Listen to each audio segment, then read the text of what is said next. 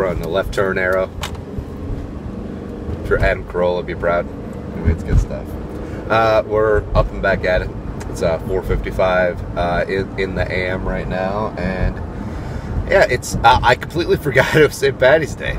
I really did, which is odd because I mean in college, I mean obviously, I mean come on, St. Paddy's Day was one of my favorite holidays. It usually coincided with a March Madness, opening Thursday, Friday, as it did once again this year, and first sign of spring, some nice weather generally, and of course you just you get after it. You get some green beer, you get some Jameson, you get some Irish car bombs. It's fantastic, but I mean, no knock against it, and don't get me wrong, I absolutely enjoyed every single second of that, but just priorities change. I mean, spent Saturday night, St. Paddy's Day, watching Curious George, and what else did we watch? Oh, Sophia the First, of course. I mean, hello. And, I mean, made some pulled pork for the families, a little bit of barbecue, and I was in bed. I was in bed at 7:47. I finished the book Extreme Ownership by Jocko Willink and Leif Babin because I was slacking on my reading because I'm doing the whole book a week thing, and I start a book on Saturday and I try to have it done by Friday, but this week was so busy with free agency stuff, not an excuse, but hear me out, that I fell behind on my reading a little bit, so I just jammed it all in on Saturday evening. So I'm sort of a day behind now, but whatever. And yeah, I was lights out at 8:10. Yeah, so that allowed me to get up at 4:30 because I know that I've been inspired a lot by Jocko, and this entire month of March I've been getting up at 5:30 and running a mile, or on Sundays getting up at, well, today 4:30, running a mile. And then getting a really good workout at the gym, and like Jocko apparently like routinely operates on 4 or 5 hours of sleep. I can't do that. I just can't. Like, I can do 6. Like, if you told me that I had to do a week of 6 hours of sleep a night, I could do it. I would be fine. Wouldn't be thrilled about it, whatever, but I don't know, like, I just need at least 7, ideally 7 and a half.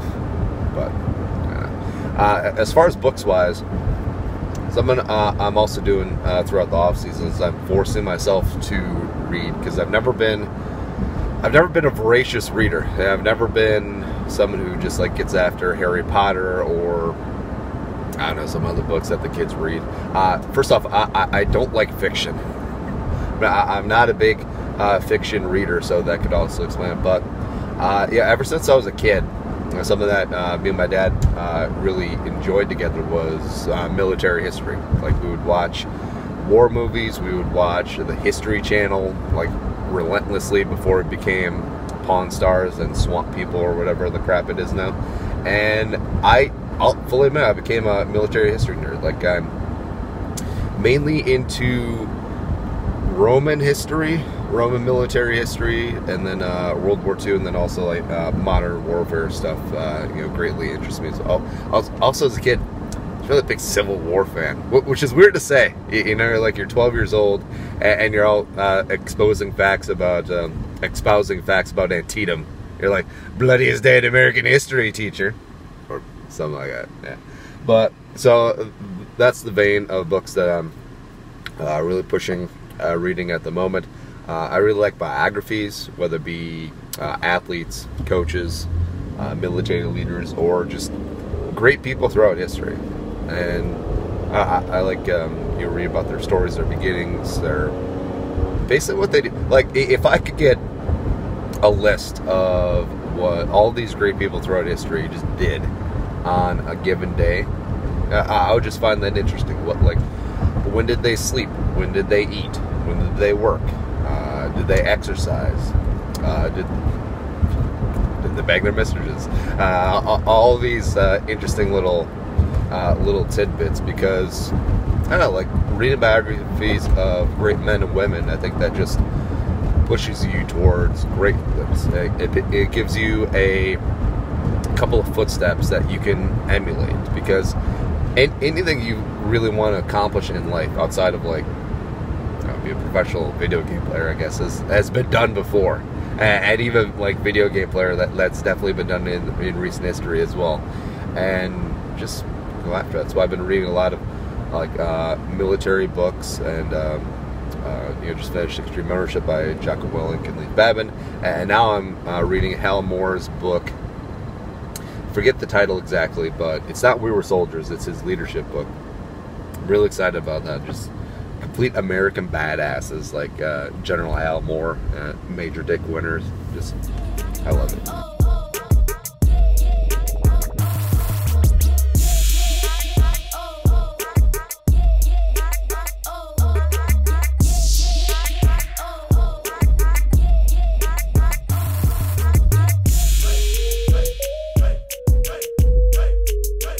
I kind of get annoyed when I'm not the first one here, but then I realize that this is probably employees' cars.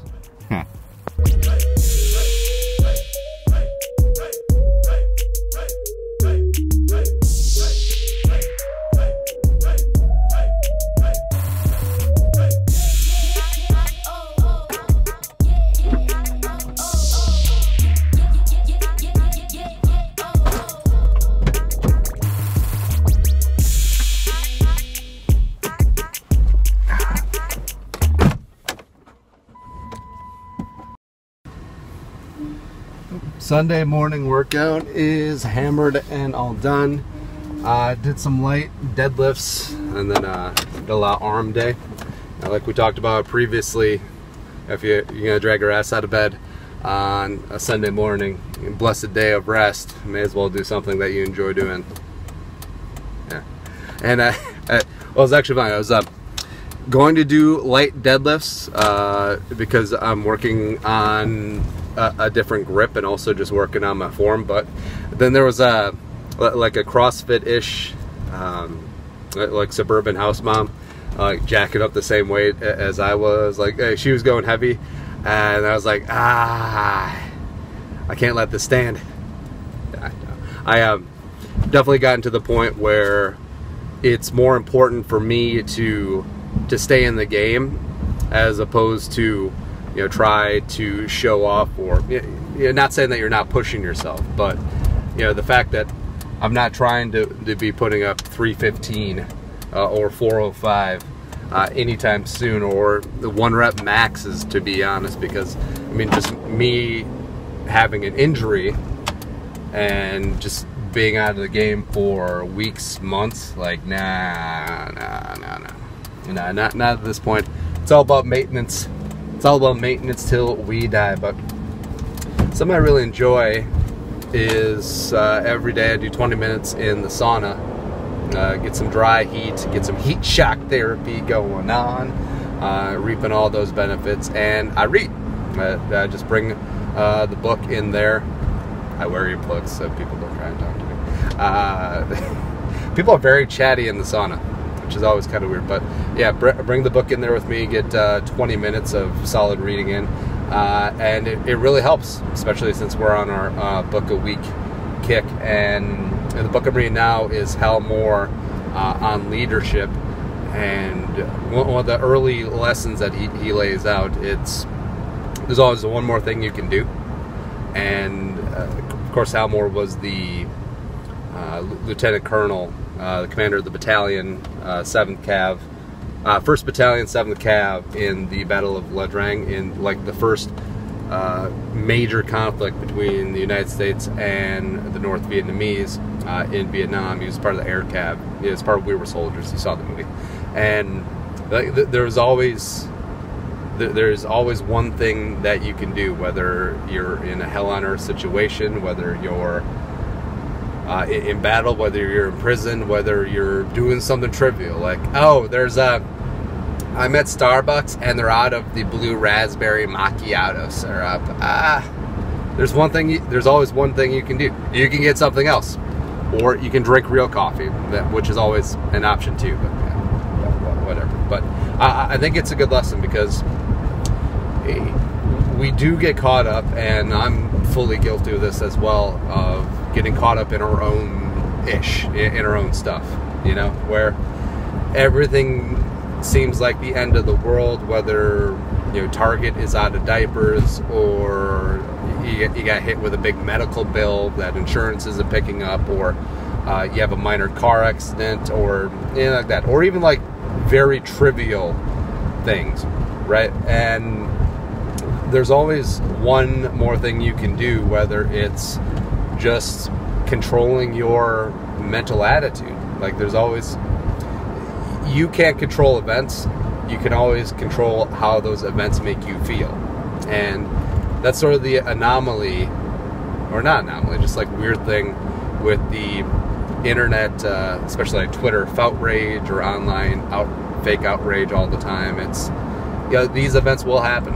These events happen before social media, but, you know, the fact that you're taking it to heart so personally, and it literally affects your day, when it's usually something extremely frivolous and trivial, it's strange. It is very, very strange. So I guess that's something to take with you on this blessed Sunday. There's always one more thing you can do, change your situation, turn a negative into a positive, even if it's just, I'm not gonna let this bother me. That's how I roll. Happy Sunday.